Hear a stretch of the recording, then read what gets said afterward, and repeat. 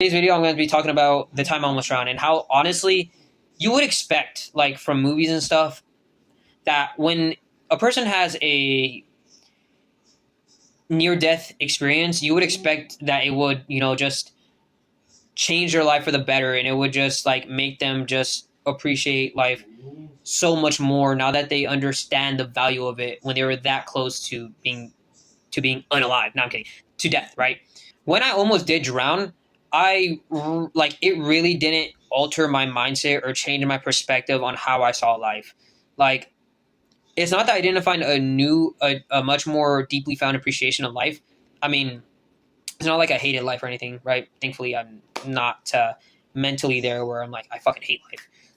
But I was like, I was already pretty happy where I was, I never really thought, man, I hate my life, like, I wish I could be happier with my life. No, I was like, yeah, like, I enjoy being alive just as much as the next guy, right? But after that near-death experience, it really didn't make any day feel all that much different than any other day. Like, for the rest of the week, after that ordeal happened, I would say, like, it made me just kind of disassociate with, like, reality, because I was like,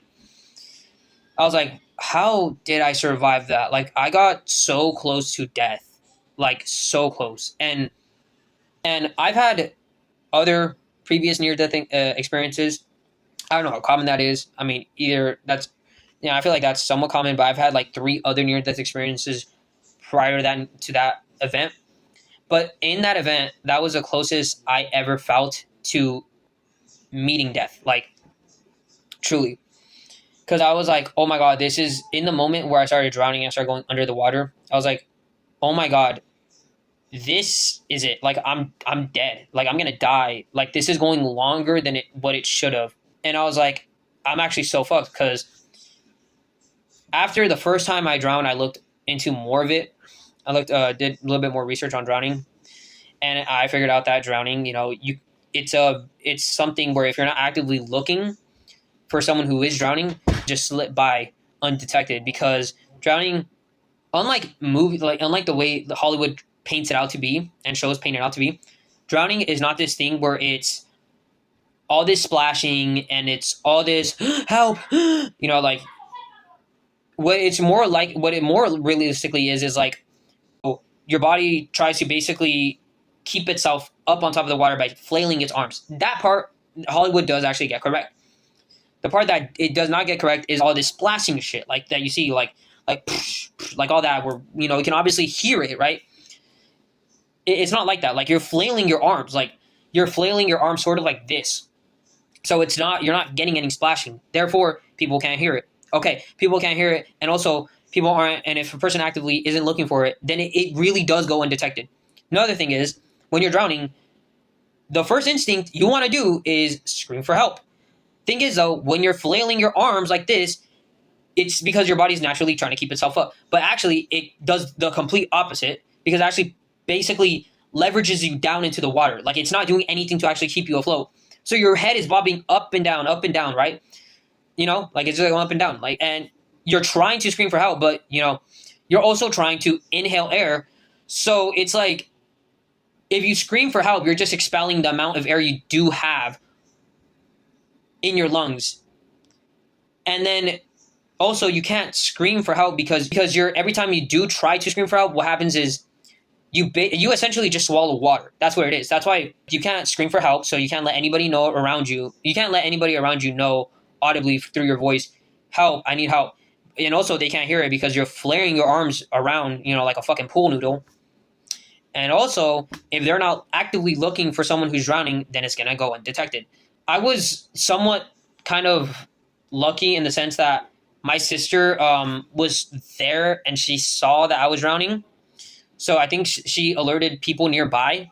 Believe it or not, because there was people nearby. Believe it or not, only one person came in to save me. Like, that's what she said. That's from her account, because I didn't have the same perspective she did. Obviously, I was fucking drowning. On top of that, I mean, it's like, wow, that's really fucked up, But also, second of all, it's also like, I somewhat understand, because according to her, she said that the guy, because he had a life vest on, you know, the little floaty things that keep you up here, that go around your chest and keep you up in the water. According to her, she said that I was trying to push him down, and I was like, I was really trying to push him down. I was like, what? I was actually trying to push this guy down. Like, why? I looked into it more after that, and it's basically, it's kind of like it's because your body thinks it's a solid object, so it tries to basically push, the thing down so you can come up, right?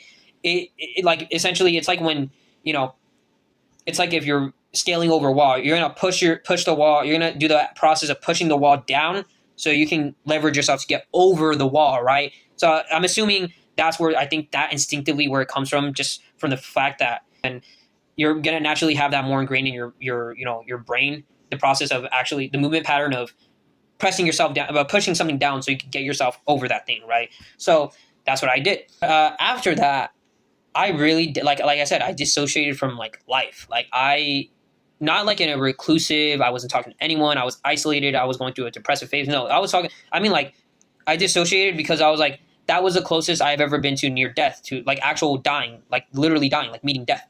Because all the other near death experience, I can't gauge them by how long they actually lasted.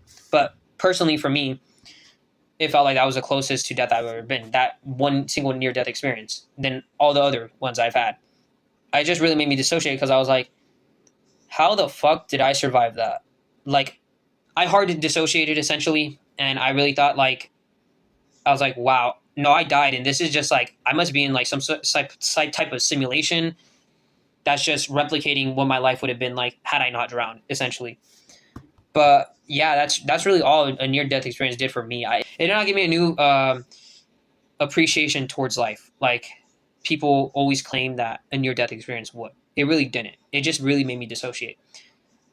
And that's pretty much what I wanted to talk about today, to be honest. Just because, like, I always found it interesting how, you know, for some people who experience a near death experience, they get a newfound appreciation towards life. They enjoy it much more. They enjoy every waking moment, or they can actually make every minute since that near death experience count more and be more productive. But I personally haven't had that experience, other than, like I said, just I had a hard dissociation with like reality, to be honest, which was kind of trippy, I'm not gonna lie. But yeah, that's pretty much it. Also, sometimes it makes it more spiritual. Thing is, though, I myself, and by mean spiritual, I mean like more, you know, spiritually awakened / more religious. I personally didn't find that to be the case for me either. So yeah, with that being said, I hope you guys enjoyed the video. I'm gonna cut off a lot of the parts because I think I repeated a lot of the stuff. But you know, with that being said, I hope you guys appreciated the video. It was more like kind of like a philosophical one, sort of, in a way. And let me know what you guys think. And also let me know if you guys also had any near-death experiences. I think that would also be cool. Go ahead and let me know down in the comments.